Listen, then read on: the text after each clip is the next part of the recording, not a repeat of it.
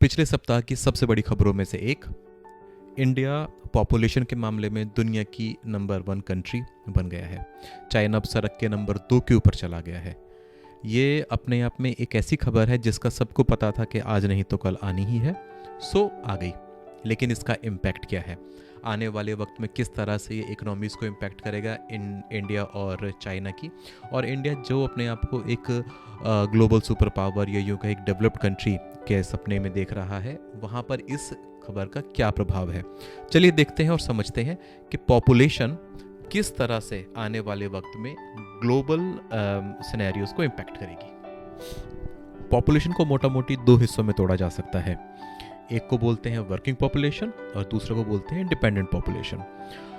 सो पहली working population है, उसे आम भाषा में कामगार कहा जाता है। जनसंख्या का वो हिस्सा जो कि काम करता है, प्रोडक्शन का पार्ट होता है, प्रोडक्शन करता है देश के लिए, चाहे वो सर्विसेज हो चाहे मैन्युफैक्चरिंग हो, और रेवेन्यू जनरेट करता है देश के लिए, परिवार के लिए, समाज के लिए।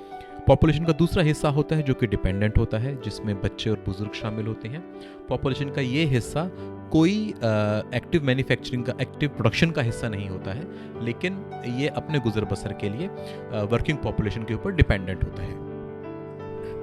हालांकि हिंदुस्तान पॉपुलेशन में नंबर 1 हो गया है, लेकिन सबसे बड़ी वर्कफोर्स अभी भी चाइना की है और इंडिया नंबर 2 पर आता है। बड़ी वर्कफोर्स का मतलब होता है कॉस्ट ऑफ प्रोडक्शन में कमी, यानी कि ज़्यादा जब कामगार अवेलेबल होते हैं तो अपने आप ही वेजेस की डिमांड कम होती है और कॉस्ट ऑफ प्रोडक्शन कम हो जाता है। इसको डिविडेंड ऑफ डेमोग्राफी भी कहा जाता है। अब डिविडेंड ऑफ डेमोग्राफी के मामले में चाइना के पास फ़िलहाल एडवांटेज है, लेकिन ऐसा माना जा रहा है कि ये एडवांटेज बहुत ही जल्दी ख़त्म हो जाएगा, क्योंकि हिंदुस्तान के पास दुनिया में सबसे बड़ी वर्कफोर्स होने वाली है। उसकी एक वजह ये है कि बच्चे जो कि डिपेंडेंट हैं, जैसा कि पहले मैंने बताया डिपेंडेंट पॉपुलेशन का, तो बच्चे जो कि डिपेंडेंट हैं वो फ़िलहाल हिंदुस्तान में एक बहुत बड़े संख्या में हैं, जो कि बहुत ही जल्दी वर्कफोर्स का हिस्सा होंगे। और इसका रिफ्लेक्शन हम इस मूवमेंट में देख सकते हैं कि हिंदुस्तान में बहुत सारी कंपनीज अपना मैन्युफैक्चरिंग प्लांट ओपन कर रही हैं और उनके फ्यूचरिस्टिक प्लान भी हैं। तो आने वाले वक्त में जैसे ही हिंदुस्तान में वर्क फोर्स की संख्या बढ़ेगी, हमारे यहाँ भी कॉस्ट ऑफ प्रोडक्शन कम हो जाएगा, चाइना से भी कम हो जाएगा, और उसके बाद हम भी अपनी डेमोग्राफी का डिविडेंड ले पाएंगे। पर यहाँ पर एक कॉशन, एक चेतावनी भी है। पॉपुलेशन ग्रोथ जो होता है ये दुधारी तलवार की तरह होता है, डबल एज सोर्ड। अगर कोई देश अपनी वर्कफोर्स को कंज्यूम करने के लिए, उसकी खपत के लिए ज़रूरी रोजगार उपलब्ध करवा पाता है, तो पॉपुलेशन का डिविडेंड मिलता है, बहुत ही तेज़ी से जीडीपी ग्रो होती है, इकोनॉमी बहुत तेज़ी से फलती फूलती है। लेकिन इसके बिल्कुल उलट, अगर देश अपनी बढ़ती हुई पॉपुलेशन के लिए ज़रूरी रोज़गार ना जनरेट कर पाए, तो इससे बेरोजगारी बढ़ती है, और जो पॉपुलेशन जिसको कि इकोनॉमी का हिस्सा होना था और डिविडेंड जनरेट करके देना था, वो बर्डन बन जाती है इकोनॉमी के ऊपर, क्योंकि व्यक्ति की ज़िंदगी के जो सबसे प्रोडक्टिव साल होते हैं, जिसे कि हम वर्किंग पॉपुलेशन एज बोलते हैं, वो वेस्ट हो जाते हैं बेरोज़गारी की वजह से।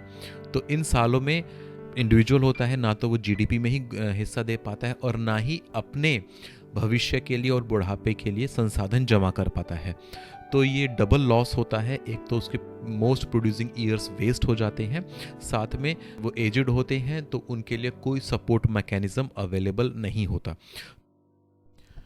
तो एंड में हम ये कह सकते हैं कि इंडिया को डिविडेंड ऑफ डेमोग्राफी ज़रूर मिलेगा। हमारे पास बहुत बड़ी वर्कफोर्स होने वाली है, साथ में जीडीपी ग्रोथ जो कि पिछले कुछ सालों में बहुत अच्छी रही है। हमने ना केवल चाइना को कम्पीट किया है, बल्कि कुछ क्वार्टर्स में चाइना को पीछे भी कर दिया है। ये जीडीपी ग्रोथ फर्दर फ्यूल करेगी नए रोज़गार जनरेट करने के लिए, और नए रोज़गार फिर दोबारा फ्यूल करेंगे जीडीपी के लिए। तो ये एक पॉजिटिव साइकिल है जो इंडिया के लिए हेल्पफुल हो सकता है आने वाले कुछ दशकों में। तो इसी उम्मीद के साथ कि ये जो अभी चेंज हुआ है डेमोग्राफी का, ये इंडिया के फेवर में ही टर्न आउट होगा, और इसी होप के साथ हम ये एक्सपेक्ट कर सकते हैं कि ये शताब्दी, आने वाले कुछ दशक हिंदुस्तान के ही होंगे। धन्यवाद। जय हिंद।